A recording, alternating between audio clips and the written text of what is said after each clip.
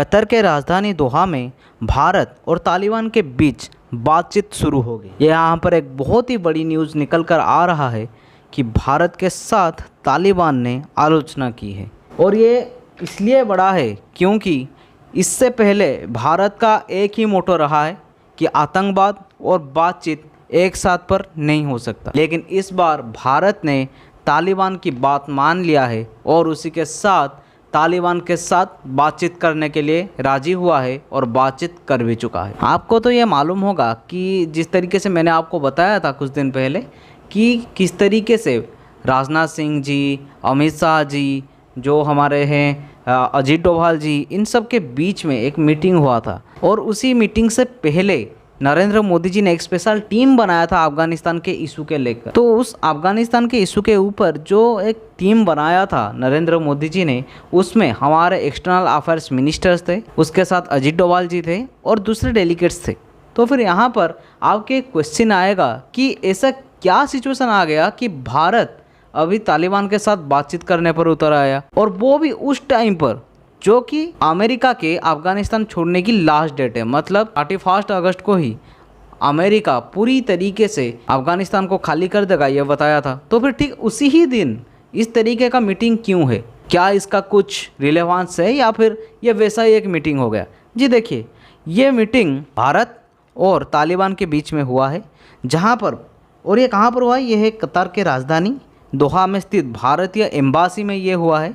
और उसी के साथ जो भारत की एनवॉय है वहाँ पर दीपक मित्तल, वो तालिबान के जो एक्सटर्नल मिनिस्टर है, मतलब उनके भाषा में जो एक्सटर्नल मिनिस्टर है शाह महमूद अब्बास टानिकजाई, उनके साथ बातचीत किया है। और आपकी ये क्वेश्चन भी होगा कि भारत को ऐसे क्या ज़रूरत पड़ गया कि तालिबान को वो बुला के बात करे। जी देखिए, ऐसा कुछ नहीं है। यहाँ पर भारत ने तालिबान को नहीं बुलाया है, तालिबान ने रिक्वेस्ट किया था इंडिया को कि आइए हम मिलके बात करते हैं।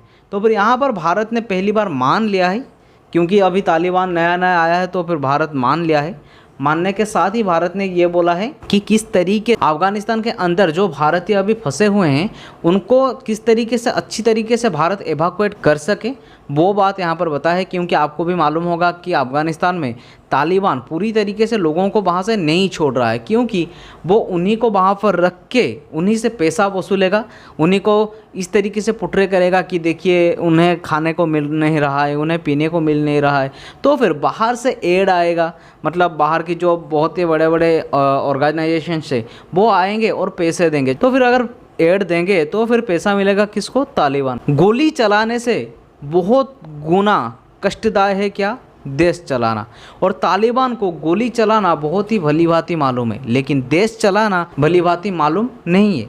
क्योंकि देखिए, जब 1996 से 2001 तक तालिबान का सरकार रहा था अफ़गानिस्तान में, तब उस समय पर सोशल मीडिया नहीं था या फिर उस तरीके से कोई बड़ा प्लेटफॉर्म नहीं था जहां पर कि न्यूज़ बाहर निकल कर आ सके। तो फिर ये किसी को भी नहीं मालूम कि तब अफ़गानिस्तान में तालिबान ने किस प्रकार की शासन किया था। लेकिन अभी क्या है, अभी पूरी जो न्यूज़ है वो क्रिस्टल एंड क्लियर बाहर निकल कर आ जा रहा है। तो फिर इसीलिए ये तालिबान के लिए एक बड़ा चैलेंज बनकर खड़ा हुआ है कि किस तरीके से वो अफ़गानिस्तान के अंदर लोगों को गवर्नेंस अच्छी तरीके से प्रोवाइड कर सके। लेकिन देखिए, तालिबान है तो भाई एक आतंकवादी संगठन, उससे आप क्या आशा कर सकते हैं। लेकिन भारत ने यहाँ पर तालिबान को ये बोला है कि वहाँ पर जो आतंकवादी कार्यकलाप है उसे बंद कीजिए, हम हमारा एवाक्यूएशन काम जारी करेंगे। जो भारतीय लोग अफगानिस्तान में है हम उन्हें भारत पर एवाक्यूएट करेंगे, लेकिन उसके बाद आपको कभी आतंकवादी कार्यकलाप नहीं करना है, आतंकवाद और देश शासन को अलग रखना है। ये भारत ने एक मैसेज दिया है तालिबान को।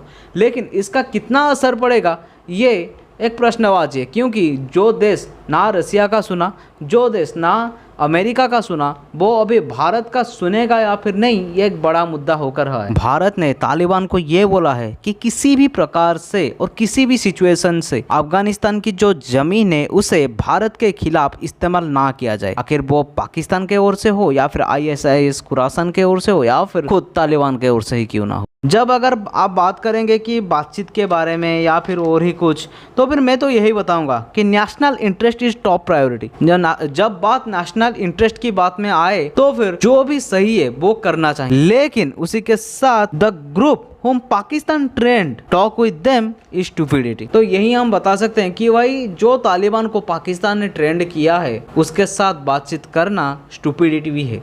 तो फिर यहाँ पर आपको क्या लगता है, भारत ने तालिबान के साथ बातचीत करके अच्छा किया या फिर गलत किया? आप कृपा करके कमेंट बॉक्स पर अपना मतामत जरूर दीजिए। इस तरीके की करंट अफेयर्स और फैक्ट्स के लिए देखते रहिए नॉलेज मैटर्स।